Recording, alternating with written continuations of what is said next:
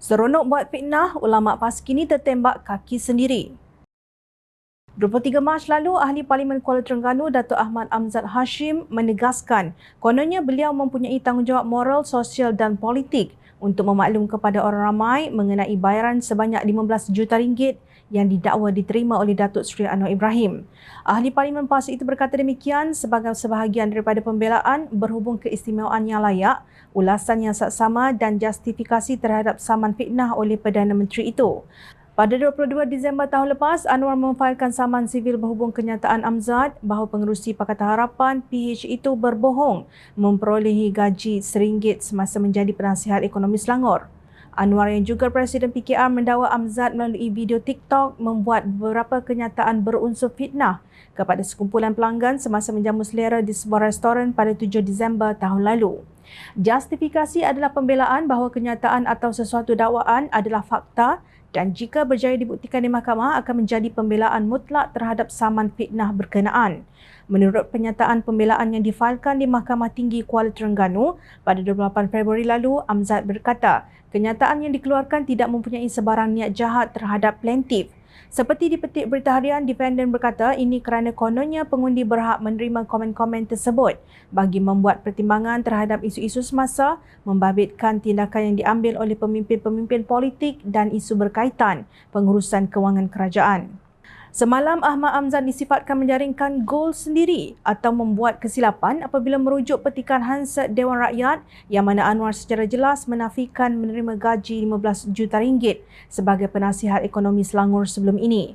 Menerusi jawapan kepada pembelaan membabitkan saman difailkan terhadap bekas Timbalan Menteri Sains, Teknologi dan Inovasi itu, Anwar menegaskan hanya dibayar allowance RM1 ketika memegang jawatan terbabit. Dakwaan defendant mengenai gaji 15 juta ringgit oleh plaintiff tidak lain hanya pergantungan dan pengulangan semula dakwaan oleh seorang individu yang bernama Faikah Husin yang kemudian menafikan perkara yang sama. Oleh demikian, jelas sekali bahawa dakwaan defendant tidak berasas dan dengar cakap semata-mata mengenai suatu kenyataan yang dinafikan oleh pembuatnya sendiri iaitu Faikah. Tanpa mengambil kira penafian teras oleh plaintiff selama bertahun-tahun, defendant masih berterusan dalam mengungkapkan perkataan memfitnah yang adalah bukti kukuh akan niat jahat. Katanya dalam jawapan pembelaan difailkan firma guaman wakilinya, Tetuan SN Nair and Partners, semalam seperti dipetik Malaysia Kini. Menerusi pernyataan pembelaan difailkan Tetuan Tengku Amalin dan Faizi pada 28 Februari lalu pula, Ahmad Amzad dilaporkan berkata isu ditimbulkan Faikah pada 2014 apabila menyatakan bahawa walaupun gaji diterima plaintiff adalah RM1, namun tuntutan hingga 15 juta ringgit.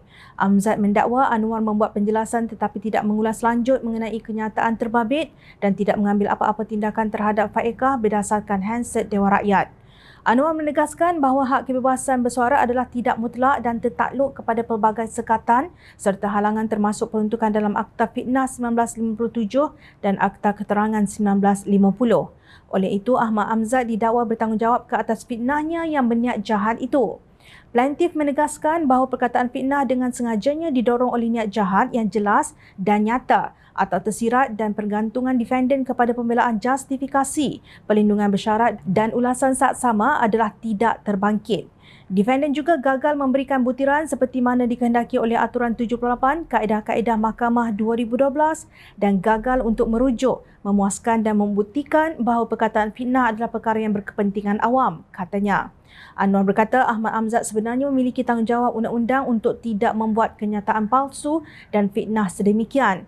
Malah tanpa mengambil kira penafian teras oleh plaintiff selama bertahun-tahun lepas, defendant masih berterusan dalam mengungkapkan perkataan-perkataan memfitnah tersebut yang merupakan bukti kukuh akan niat jahat. Malah Amzad sendiri telah mengakui ungkapan kenyataan tersebut sebagai santai dan tidak formal dan tidak dilakukan atas kapasiti politik atau profesionalnya.